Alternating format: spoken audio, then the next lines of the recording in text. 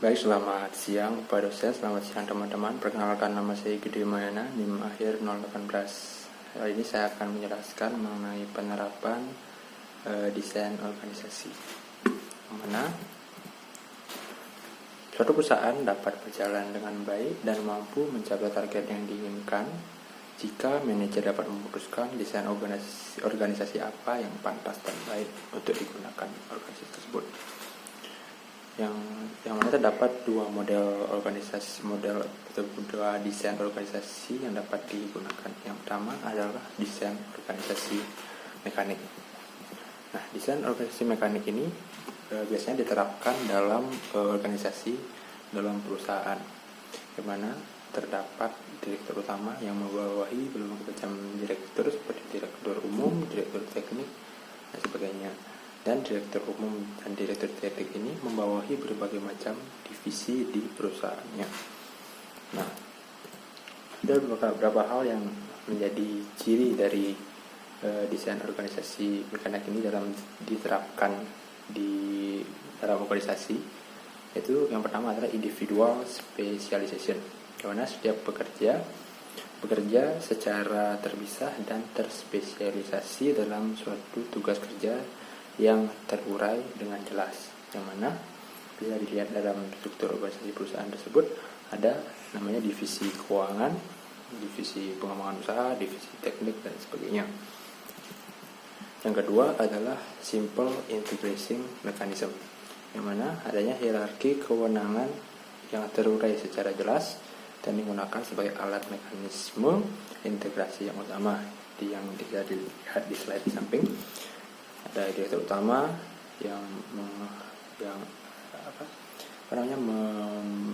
membawahi direktur umum, direktur teknik, perlu adanya garis komando, yaitu membawahi divisi keuangan usaha, divisi teknik, dan sebagainya. Terus yang ketiga adalah centralization, yang mana kewenangan untuk mengawasi atau mengontrol berada di puncak pimpinan organisasi, yang mana sebagian besar komunikasi bersifat vertikal. Yang keempat adalah standardization, yang mana adanya atau terapannya SOP atau standar operasional prosedural untuk mengkoordinasikan tugas dan proses kerja dapat diprediksi. Dan yang kelima adalah status informal organization, yang mana setiap pekerja secara ketat melindungi, menutupi, dan menjaga wilayah kewenangan dan tanggung jawabnya dari intervensi dari pihak atau orang luar. Yang mana para pekerja ini melindungi apa yang menjadi bagian tugasnya, jaga wilayah kewenangan pekerjaannya dia, seperti divisi keuangan mengurusi keuangan, divisi pengembangan usaha mengurusi pengembangan usaha perusahaan tersebut, dan divisi teknik dan sebagainya. Selanjutnya adalah desain organisasi organik, yang mana contoh penerapan desain organisasi organik ini terdapat di yang namanya kelompok, contohnya di kelompok tani ternak di suatu desa.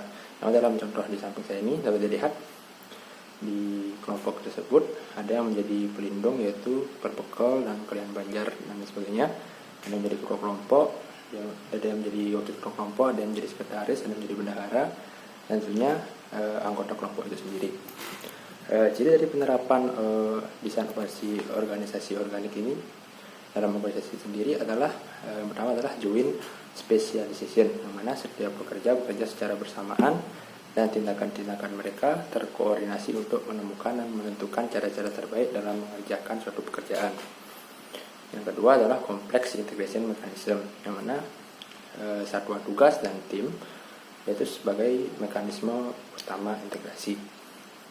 Yang ketiga adalah decentralization, atau kewenangan untuk mengawasi atau mengontrol dijalankan oleh seluruh anggota organisasi di semua level organisasi tersebut.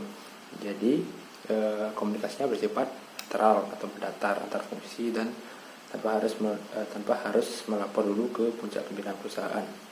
Ada puncak pimpinan organisasi, yang mana anggota kelompok sendiri dapat